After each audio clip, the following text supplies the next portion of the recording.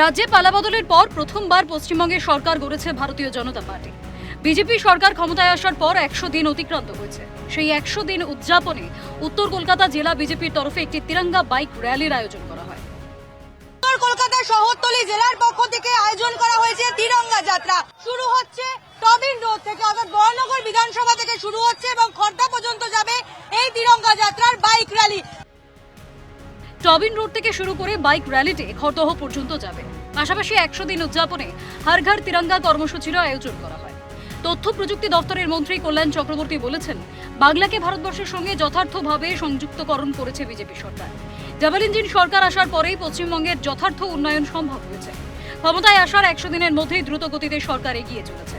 সংকল্পপত্র বাস্তবায়নে বিজেপি সংকল্পবদ্ধ।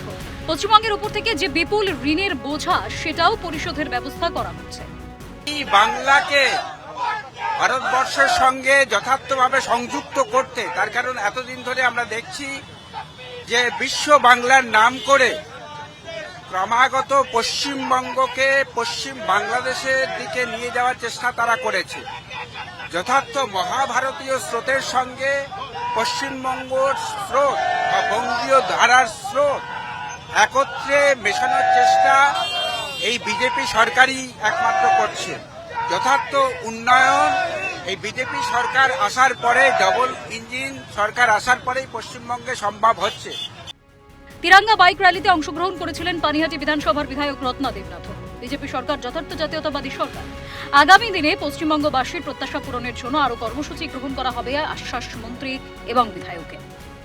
কর্মসূচি এবং তিরঙ্গা যাত্রা বিভিন্ন জায়গায় চলছে।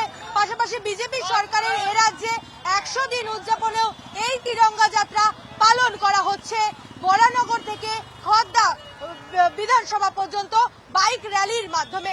ক্যামেরায় সুদীপ্তর সঙ্গে রেশমি, রিপোর্ট কারখানা নিউজ, বরানগর।